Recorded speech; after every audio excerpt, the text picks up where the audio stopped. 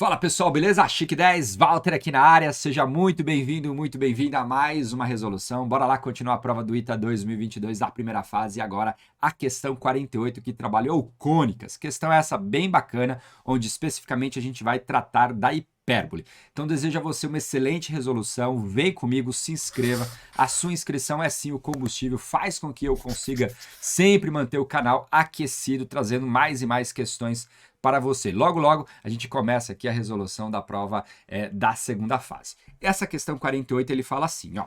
Seja B pertencente aos reais, tal que a equação determina uma hipérbole. Com respeito ao centro C dessa hipérbole, podemos afirmar o quê? Vamos lá, primeira coisa, né, a gente bate o olho e fala assim, tá, que equação que é essa? Mas aí ele falou para nós que determina uma hipérbole. Então, o que a gente precisa tirar na nossa memória? Pré-requisitos. Uma hipérbole concentra exatamente na origem do plano cartesiano é uma equação com esse seguinte formato. X ao quadrado dividido, por exemplo, por um n ao quadrado, menos y ao quadrado dividido, por exemplo, por um m ao quadrado, igual a 1. Ok. Se você pega essa hipérbole e translada ela para outro centro sem ser o 0, 0, ela passa a ter, por exemplo, a seguinte equação. X menos 1x0 ao quadrado, dividido aqui, por exemplo, por um n ao quadrado, menos um y menos um y0 ao quadrado, dividido aqui, por exemplo, por um m ao quadrado, e isso aqui é exatamente igual a 1. Essa é uma hipérbole com centro no ponto x0, y0. Essa é a equação da hipérbole, melhor dizendo. Beleza. Outro pré-requisito aqui que eu vou utilizar para pegar essa equação e transformar numa equação desse formato que ele nos deu é o completamento de quadrados. Por exemplo, quando você tem uma expressão x menos 1, colocar aqui um m ao quadrado, a gente sabe que isso aqui é quadrado do primeiro, menos 2 vezes o primeiro vezes o segundo, então fica menos 2mx, por exemplo, mais o segundo ao quadrado, mais o segundo ao quadrado. O que é sempre interessante perceber? Esse cara aqui, ó, se você pega a metade dele, a metade de 2m é m, que é exatamente o que vem aqui, só que ele ao quadrado. Ou seja, você pega o termo do meio, divide por 2 e acrescenta ele ao quadrado. Esse é o recurso que a gente vai utilizar para completar quadrados e transformar essa equação que ele nos deu numa equação possivelmente aí conhecida, beleza? Então, bora lá, bora começar aqui. A gente tem aqui, por exemplo, a expressão x² menos 6bx. Então, ó, x ao quadrado menos 6bx. Se você olha para esse termo do meio, a sua metade é 3b. Então, o que eu vou fazer? Eu vou acrescentar o 3b ao quadrado para que isso aqui fique um quadrado perfeito. Então, eu vou acrescentar o 3b ao quadrado. Mas é claro, a gente não pode simplesmente pegar e acrescentar um termo, porque senão você altera a sua expressão. Então, o que eu faço? Eu tiro ele. Então, eu vou tirar o 3b ao quadrado. Então, a gente acrescenta e tira, porque é como se eu estivesse somando zero. Maravilha. Depois aqui a gente vai ter o restante, né? Deixa eu até trocar aqui a cor. Menos o quê? 1 menos b ao quadrado, que multiplica o quê? A gente tem aqui, ó, por exemplo, o y ao quadrado, menos um 2by, e aqui eu vou fazer a mesma coisa. Eu vou pegar esse cara, olhar para a sua metade, a metade do 2b é b, e eu vou acrescentar o quadrado dela. Então, eu vou acrescentar o b quadrado, só que se eu acrescento, eu alterei, então eu tiro também. Então, menos b ao quadrado, fechou aqui. Aí o restante a gente continua. Então, vai ficar mais 1b² mais 8b ao quadrado igual a 1. Já vou colocar igual a 1 porque é interessante. Ó, eu quero que fique igual a 1 e ele já tem umzinho aqui, perdidão. Então, já fiz isso. Beleza. Agora, o que a gente vai fazer? Olha só. Se eu pego, por exemplo, essa parte aqui, a ideia era ter transformado num quadrado perfeito. E é exatamente. Esse carinha é exatamente x menos 3b ao quadrado. Aí repete o outro, menos 3b ao quadrado fica 9b ao quadrado, menos 1 menos b ao quadrado, fechou aqui. E aqui agora a gente vai ter o seguinte, ó, essa parte que é exatamente um quadrado perfeito, porque eu fiz para ser, então vai ficar assim, y menos b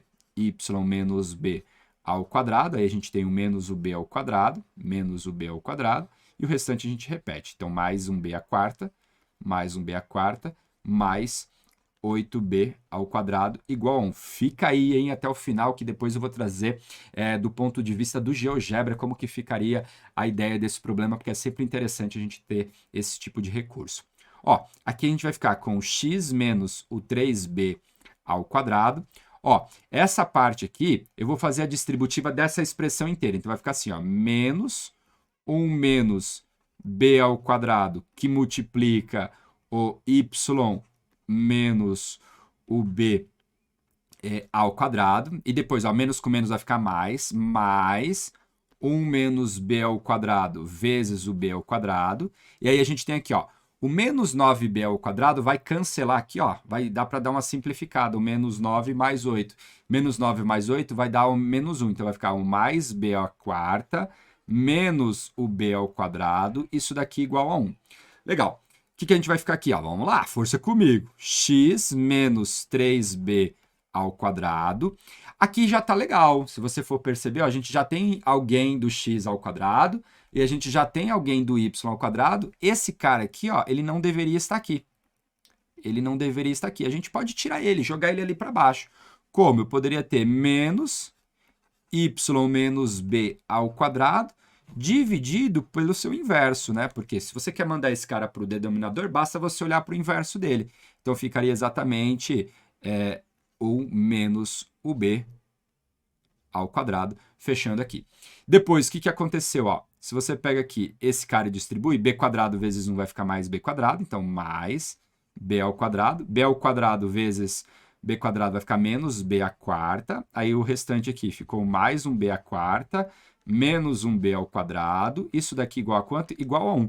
Cara, isso aqui ficou lindo demais, né? Ó, porque essas duas parcelas vão embora, essas duas parcelas vão embora. Então, olha só o que sobrou pra gente.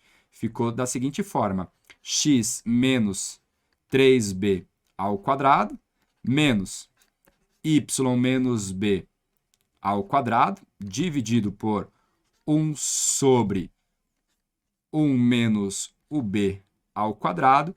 Isso daqui, por sua vez, é igual a 1. Prontinho, temos uma equação muito boa. E essa equação aqui, para nós, eu quero que ela represente uma hipérbole. Então, o que a gente vai ver aqui? O que eu preciso? Vou trazer ela lá para cima, só para a gente melhorar o nosso espaço aqui. Da seguinte forma. Deixa eu puxar aqui bonitão. Ok. Aqui um Ctrl X. Vou descer esse caritia aqui, só para a gente ter a visualização bonita do que a gente precisa. Pronto, trouxe aqui para a gente, olha só. A ideia é você perceber que já tem algo bem da maneira que eu precisava. Eu tenho x menos alguém ao quadrado. Aqui não tem nada embaixo, significa que é exatamente o ponto 1. Então, aqui é como se eu tivesse 1 ao quadrado.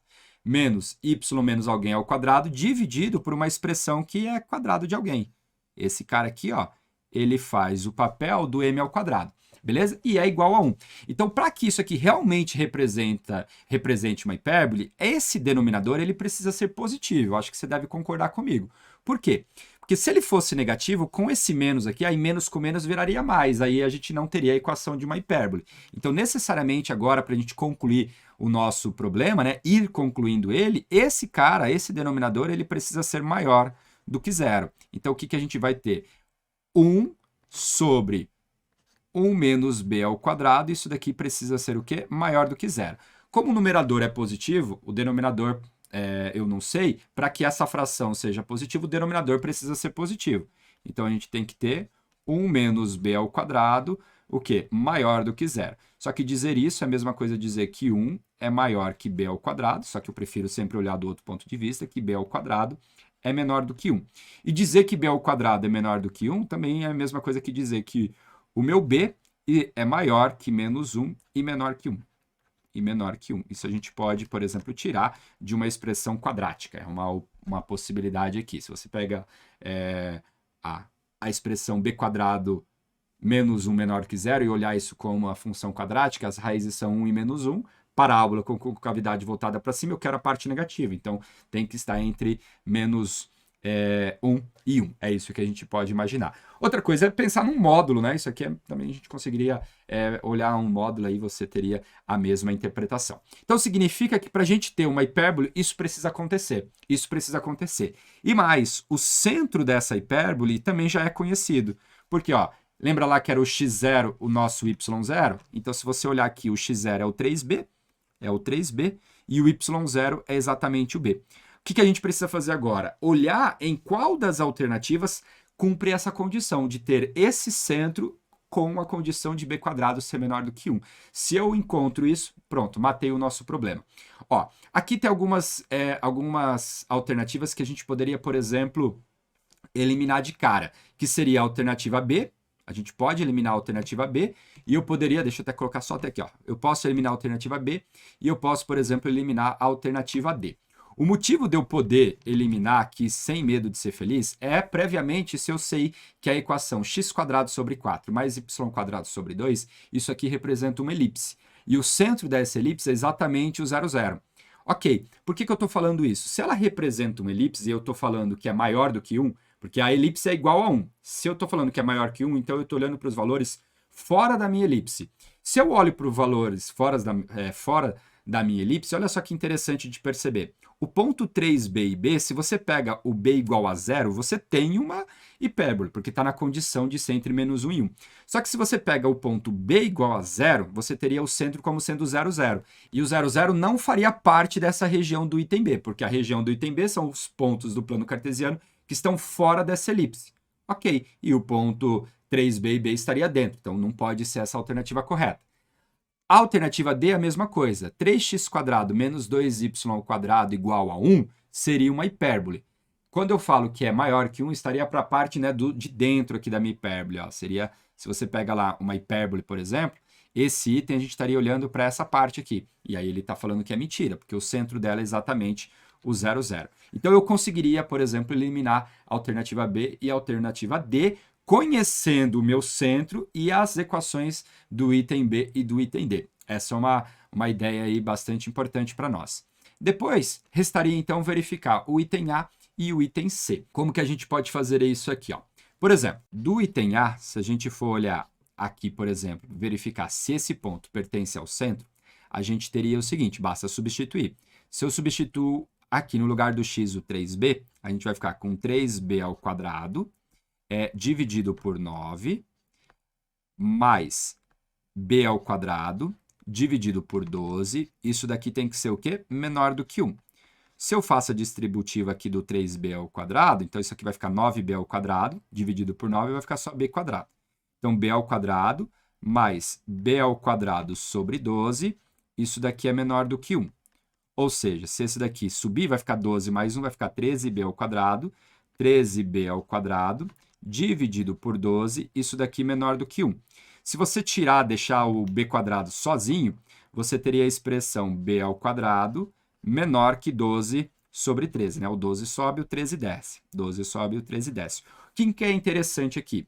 b quadrado menor que 12 sobre 13, e eu tenho que ter b quadrado menor que 1, eu acredito que você concorda comigo que existem alguns valores de b que eu não poderia utilizar. Porque assim, pensa assim, ó, eu falo para você, ó, b quadrado é menor que 12 sobre 13. 12 sobre 13, pessoal, dá mais ou menos 0,92. Dá 0,92. Então é como se a gente fosse pensar assim, ó, o 12 sobre 13 está aqui. Ele é um número menor do que 1, e 1 está aqui. Eu não precisaria nem saber o valor exato. 1, eu estou falando que é menor que isso. E o outro, eu estou falando que é menor do que 1, que é o que eu quero.